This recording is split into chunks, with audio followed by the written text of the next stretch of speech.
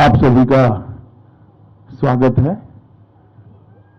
कल 5 राज्यों के चुनाव में से 2 राज्यों में प्रथम चरण का मतदान समाप्त हुआ है। सबसे पहले तो मैं भारतीय जनता पार्टी की ओर से,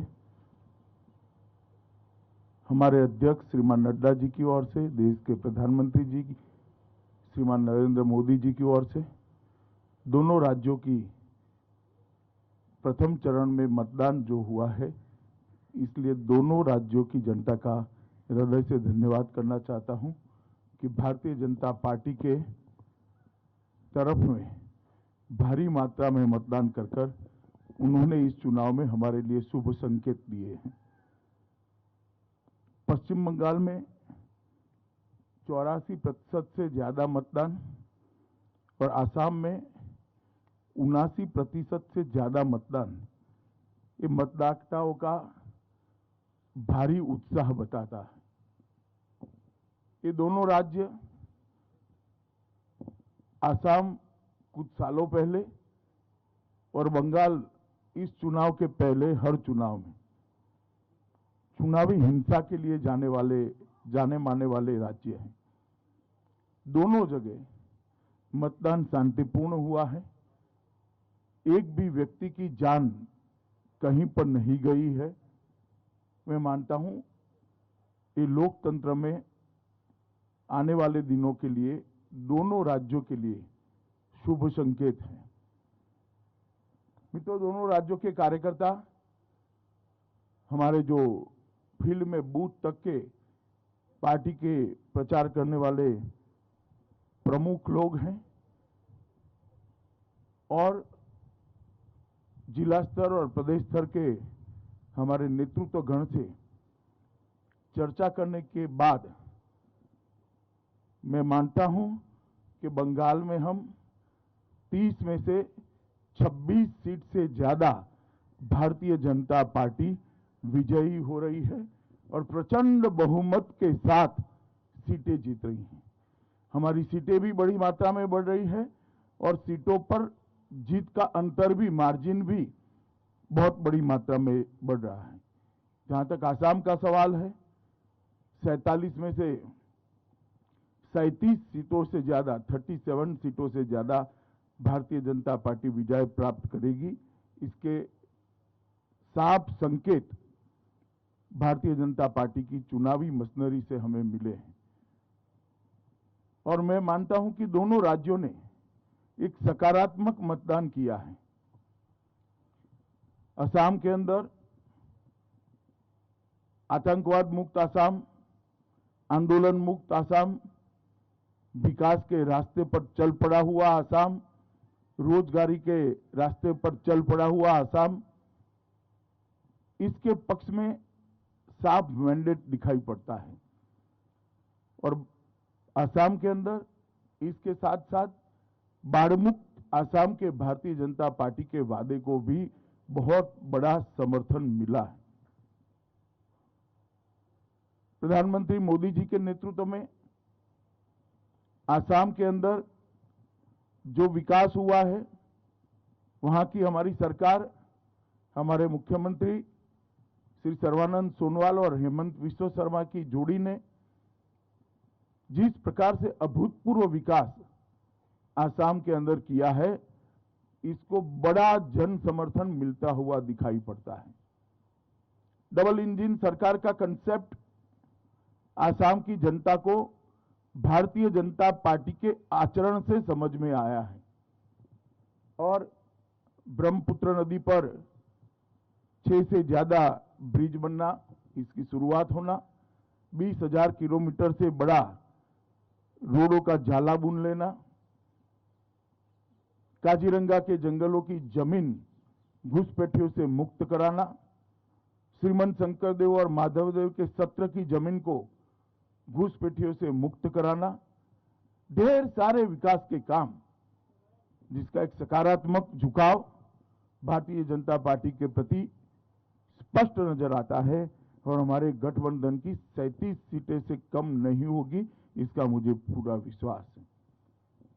दूसरी ओर बंगाल के अंदर जिस प्रकार का तुष्टीकरण का माहौल था, जिस प्रकार से बेरोक टोक घुसपैठियों का घुसना चालू रहा, जिस प्रकार से पूरा बंगाल जन कल्याण के पैसे सरकारी मशीनरी और सत्ताधारी पार्टी मिलकर हड़प करते रहे, भ्रष्टाचार की भेंट चढ़ गए, जिस प्रकार से अम्फान का रिलीफ रिहेबिलिटेशन हो या कोरोना के खिलाफ लड़ाई हो, जिस प्रकार से अव्यवस्था और अफरा तफरी देखी गई और औद्योगिक विकास, महिला सुरक्षा, ये सब में घोर निराशा और हताशा बंगाल की जनता को प्राप्त हुई है।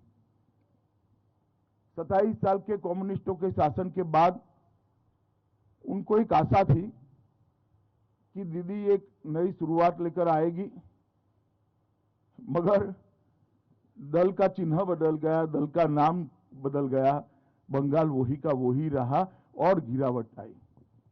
और उस वक्त मोदी जी के नेतृत्व में हमने जो सोनार बांग्ला का एक विजन दिया है, हमने बंगाल की जनता के मन में एक आशा की जोत जगाने में हम सफल रहे हैं कि अन्य राज्यों की तरह बंगाल भी सुजलाम सुफलाम हो सकता है, बंगाल भी विकसित हो सकता है, बंगाल के अंदर भी शांति हो सकती है, बंगाल के अंदर भी तुष्टीकरण से बगैर संविधान की योजना के तहत कोई सरकार चल सकती है, बंगाल के अंदर भी धार्मिक स्वतंत्रता सभी धर्मों के लोगों को मिल सकती है। ये सारे मुद्दों को बंगाल की जनता ने मोदी जी के प्रति अथाह प्रेम और अमिट आशा के साथ स्वीकारा है। जो कार्यकर्ता चुनाव के फील्ड में थे, सुबह सुबह थोड़ी दहशत थी कि हर बार की तरह गुंडे चुनाव को प्रभावित करेंगे, प्रदूषित करेंगे, परंतु मैं चुनाव आयोग को बधाई देना चाहता हूं कि बंगाल के अंदर शांतिपूर्ण चुनाव कराने में चुनाव आयोग को सफलता मिली है। आप सभी लोग भी जानते हैं, विगत कई सालों से बंगाल के अंदर चुनाव में हिंसा आम हो गई थी। आप लोगों ने उसको कवर करना भी छोड़ दिया था, क्योंकि आप समझते थे वो तो होना ही है। ये पहला चुनाव सालों के बाद हो रहा है जहां एक भी व्यक्ति के मरे बगैर, एक भी बम फटे बगैर, एक भी गोली चले बगैर, एक भी बूथ में रीपोलिंग हुए बगैर बंगाल का चुनाव हो रहा है। मैं मानता हूं ये बहुत शुभ संकेत है। बंगाल की महिलाओं का भी मैं विशेष आभार प्रकट करना चाहता हूं, क्योंकि महिलाओं ने बढ़ चढ़कर भारतीय जनता पार्टी के पक्ष में मतदान किया है। और मैं मानता हूं कि प्रथम चरण में 26 सीटों से जो शुरुआत हुई है, हमारे लक्ष्य 200 पार को सिद्ध करने में हमें बड़ी सरलता रहेगी। इसी तरह से चुनाव आगे बढ़ता रहा, भारतीय जनता पार्टी 200 से ज्यादा सीटों के साथ बंगाल में सरकार बनाएगी, इसका मुझे विश्वास है। भाजपा के सभी कार्यकर्ताओं का विश्वास है। आसाम में भी अभी जो सीटें हैं, इससे ज्यादा सीटों के साथ हम पूर्ण बहुमत की भारतीय जनता पार्टी की सरकार बनाएंगे। आप लोगों का बहुत बहुत धन्यवाद। अब पूछ सकते हैं आप।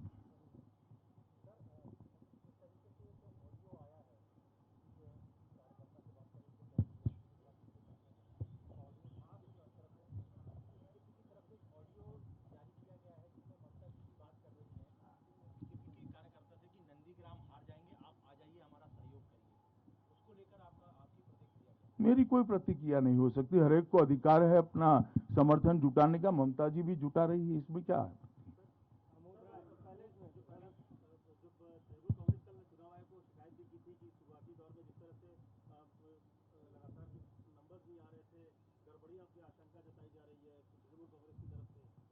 नहीं, मगर क्या गड़बड़ी? तृणमूल कांग्रेस के एक भी पोलिंग एजेंट ने कोई फरियाद नहीं करी है। गड़बड़ी तो पोलिंग बूथ के अंदर होती है। गड़बड़ी नहीं हुई वो उनकी कंप्लेन है, मगर वो अच्छे से बोल नहीं पाते हैं कि बोलने में थोड़ा संकोच होता है कि इस बार हम गड़बड़ी नहीं कर पाए हैं, यही कंप्लेन है उनका।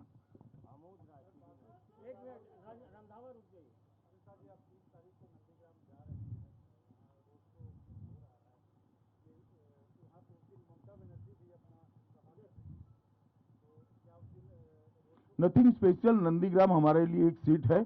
मैं नंदीग्राम के मतदाताओं को इतना ही कहना चाहता हूं कि बंगाल के अंदर परिवर्तन अगर करना है तो बंगाल की 200 सीटों ने परिवर्तन करना पड़ेगा।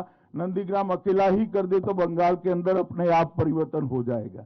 तो मेरी बंगाल के नंदीग्राम कॉन्स्टिट्यूएंसी के मतदाताओं को अपील है कि परिवर्तन तो आपके ही हाथ में है, आप अकेले ही कर दीजिए, परिवर्तन हो जाएगा। विकास भदौरिया जी अमित भाई, अभी तो पहले चरण का मतदान हुआ है, ऐसे कौन से संकेत हैं जिनके आधार पर आप ये एनालिसिस कर सकते हैं कि ये जो 84% मतदान आपके पक्ष में हुआ है, और दूसरा यही मोमेंटम आगे भी 7 चरणों में बरकरार रहेगा? देखिए विकास जी, ये मैं तो चुनाव के पहले से कर रहा हूं कि 200 सीटें आएगी। आप लोग कई बार मेरी बात मानते नहीं है, मगर मैं बताता हूं 200 से ज्यादा सीटें आएगी, क्योंकि जब हम प्रचार में जाते हैं, जब संगठन के काम करने के लिए जाते हैं, बंगाल की जनता के जो उद्गार होते हैं, बंगाल की जनता की जो भावनाएं होती है, इनकी संवेदनाएं होती है, वो हमें स्पर्श करती हैं। और इससे मालूम पड़ता है कि बंगाल की जनता त्रस्त है। सभी वादे मां माटी मानुष के खोखले साबित हुए हैं और बंगाल के अंदर संपूर्ण परिवर्तन होने जा रहा है। Megha Prasad, Times Now. Sir Amit sir, आप कल अहमदाबाद में थे, कुछ ऐसी रिपोर्ट्स आ रही हैं कि शरद पवार जी और प्रफुल्ल पटेल जी दोनों चलिए, सब चीजें सार्वजनिक नहीं होती है। नवजोत रंधावा, रविंद्र सिंह, जी न्यूज। आरोप भी लगाते रही है कि टीएमसी बीजेपी कार्यकर्ताओं की हत्या करते रहे, हिंसा काफी हुई और आप कई कार्यकर्ताओं से मुलाकात भी की, उनके परिवार से। अब बीजेपी के ही जो शामिल हो गए हैं उनसे ममता बनर्जी खुद फोन कर रही हैं कि हमें समर्थन करो। एक तरफ हिंसा और दूसरी तरफ इस तरह की अपील। आपको लग रहा है कि जमीन खिसकने का डर है या फिर अपने लोगों को वापस लेना चाहती है? जमीन खिसकने के लिए टेलीफोन कॉल का परिचायक होना जरूरी नहीं है। जमीन खिसक चुकी है, जमीन जनता ने खिसकाई है।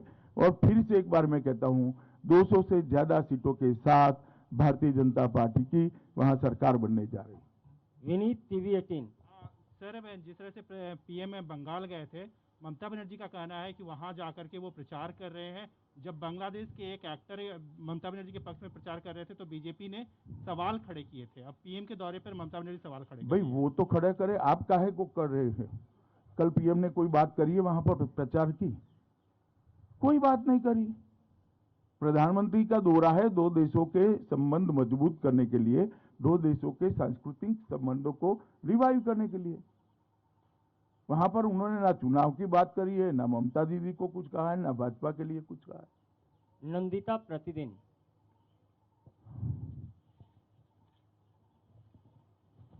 तृणमूल कांग्रेस बार बार आरोप लगा रही है कि आप लोग ईसी को कंट्रोल कर रहे हैं। इस संदर्भ में कल उन्होंने एक टेप भी निकाला है जिसमें आपके 2 नेता बात कर रहे हैं और वो लोग डिमांड है कि उसमें जो बातचीत हुई है उसी बेसिस में ईसी ने स्टेप्स लिए हैं।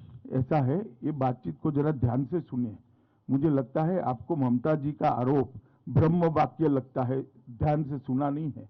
इसमें हमारे 2 नेता बात कर रहे हैं, इतनी जगह पे हमने ट्रांसफर के लिए डिमांड करनी पड़े। ये डिमांड तो हमने राइटिंग में रखी है, इसमें टैप की जरूरत नहीं है। ब्लैक एंड व्हाइट में लिख कर दिया है। एक नेता दूर थे, दूसरे नेता हेडक्वार्टर पे थे, वो फीडबैक दे रहे हैं कि ये कॉन्स्टिट्यूएंसी के लिए भी कंप्लेन करो, इनके भी ट्रांसफर के लिए कहो। तो इसमें क्या कोई गोपनीय बात है ही नहीं। सवाल इसमें से होता है फोन किसने टैप किया, जो आप नहीं उठाते हो और शायद अब भी नहीं उठाएंगी नंदिता जी आप, कि फोन किसने टैप किया वो सार्वजनिक करो जरा। किस प्रकार से चुनाव चल रहा है, ये क्या लोकतांत्रिक व्यवस्था है फोन टैप करना विपक्ष के लोगों का? इसमें तो कुछ गोपनीय नहीं है। ये जो बात हुई है हमने ब्लैक एंड व्हाइट में टाइप कर चुनाव आयोग को दिए। क्या बम फोड़ा है उन्होंने इसमें बड़ा? आप लोगों को लगता है बड़ा कूप निकल कर आ गया, कुछ नहीं है। हमने राइटिंग में दिया है बाबा चुनाव आयोग को। मगर मूल इसके अंदर सवाल तो ये है कि फोन कैसे टैप हुआ, किसकी सूचना से हुआ, किसकी परमिशन से हुआ। और चुनाव आचार संहिता लागू हो जाने के बाद सरकार फोन टैपिंग की सूचना दे सकती है without consent of election commission. इसमें तो एक क्वेश्चन एराइज होता है, ये आपको तृणमूल कांग्रेस की प्रेस कॉन्फ्रेंस में पूछना चाहिए था। प्रेमांशु आनंद बाजार पत्रिका।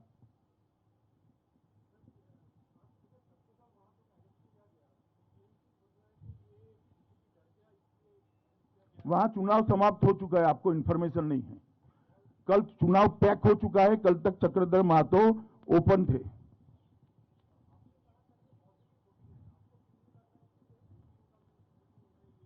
देखिए, एंटी इनकम्बेंसी तभी एनकेस होती है कि किसी और से आशाबंदी हो, और मैं मानता हूं भाजपा से आशाबंदी है, इसलिए मैं उसको सकारात्मक मतदान भारतीय जनता पार्टी के पक्ष में मानता हूं। प्रधानमंत्री जी पर विश्वास है, भारतीय जनता पार्टी की सभी सरकारों के आचरण पर विश्वास है बंगाल की जनता जी। जरा माइक ले लीजिए। सर, जिन जगहों पर अभी चुनाव होना बाकी है वहां पंचायत चुनाव और लोकसभा चुनाव में देखा गया था कि हिंसा हुई थी, तो क्या लग रहा है इस बार पूरी तरह से बंगाल में हिंसा की खबरें सामने नहीं आएंगी? पहली बार ऐसा चुनाव होने जा रहा है पश्चिम बंगाल में। मैं तो आशा करता हूं नहीं आएगी और नहीं आना चाहिए। अगला sir, I am asking about Kerala. Kerala की सरकार ने अब ये जुडिशियल इंक्वायरी लॉन्च किया है सेंट्रल एजेंसी के खिलाफ। इसके अलावा वो क्या कर सकते फेस सेविंग के लिए? गोल्ड स्कैम में उनके प्रिंसिपल सेक्रेटरी पकड़े जाने के बाद उनके पास और कोई चारा ही नहीं है। तो बहुत नेचुरल रिएक्शन है, मुझे इसमें आश्चर्य नहीं हो रहा है। ये फेस सेविंग की कोरी एक्सरसाइज है। नीलू रंजन दैनिक जागरण।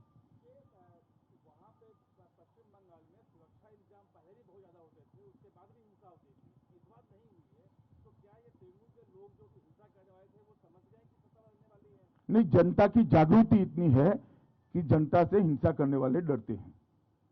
शीला भट्ट। बोलिए। Sheila Bhatt from Dainik Bhaskar online. अमित भाई, एक दिल्ली मीडिया में ऐसा माहौल है जो समझने वाले और जो ग्राउंड विजिट करके आए हैं कि इस वेस्ट बंगाल इलेक्शन बहुत रोचक है, लेकिन इस वक्त उसके एनालिसिस में माना जाता है कि भारतीय जनता पार्टी का मोमेंटम है, लेकिन ममता बनर्जी भी अपना दम दिखा रही है और टीएमसी की एज है।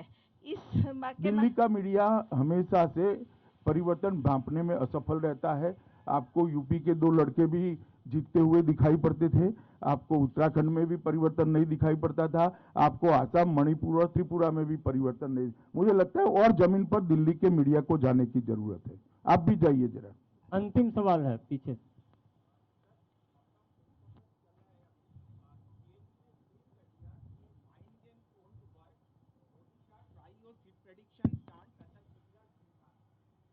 क्या ये आपका प्रेस कॉन्फ्रेंस चलती?